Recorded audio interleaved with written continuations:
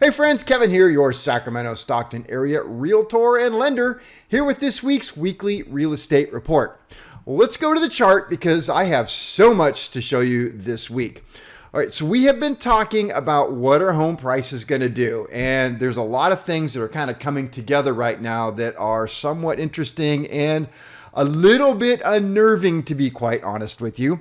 So let's start right here with where we are with the median list price. Now, we have been watching the median list price fall now for several months now. So we definitely have a downward trend in the median list price. I mean, it's there. Prices are coming down. What is a little interesting over here is the median sold price kind of went up a little bit this week, but that's not to say that that data won't turn around and go back the other way. So I'm very much expecting the median sales price to start falling right in line with the median list price. I mean, why wouldn't it, right? If median list prices are going down, people aren't going to be paying more for homes. So that's going to be going down. Now, we can see that the inventory has been climbing, and that has been good. You know, I want buyers to have more options. But the thing that's a little strange is here we are now into October. This should have turned around and started falling. So on one hand, we have a lot of people saying that, people are locked in. They can't sell their house because their rates are too low.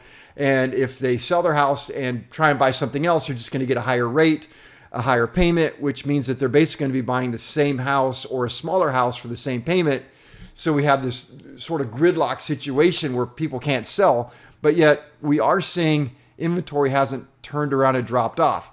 But here on the other hand, inventory is still so low. I mean, you kind of have to look at that and go, well, yeah, it hasn't dropped off yet. But at the same time, there's just not that much out there, compared to where we were over here. Let's take a look at the date.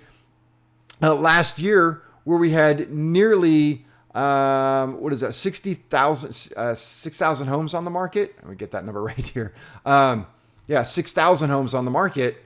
And now we're just down to a little over 3,500. So we're at half. So half where we were, that's unnerving. And this is more of a normal, actually, this is even low over here at 6,000. I mean, I go back a couple of years and we're seeing 7,000 or more.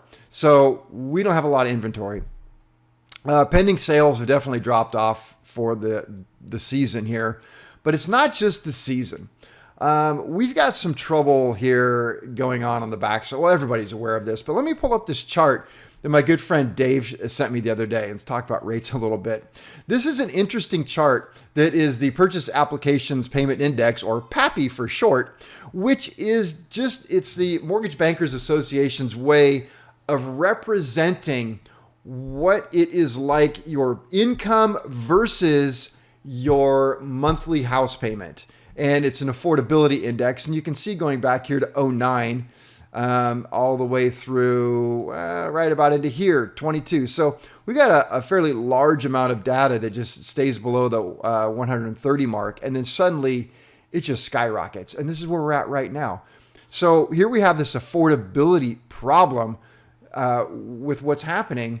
And I just don't see this as a sustainable thing. As I said before, if something can't continue forever, it won't. And we just can't see prices continue to go up without income going way up or something happening. And of course, the economy right now, we've got inflation happening. Gas prices are going through the roof. On and on and on. All right, I didn't mean to bum you out there. Sorry about that. But rates are definitely, speaking of bumming people out, rates just keep going up. This week, Freddie Mac is reporting that the average rate is 7.49%. And you watch the 10-year Treasury. I've talked about that many times. It just keeps going up. The yield on that keeps going up. So we're just going to see mortgage prices or rates to continue to go up. So just to prove my point here, with mortgage rates, I took a look at Wells Fargo, and let me see, pull that up. Yeah, Wells Fargo here.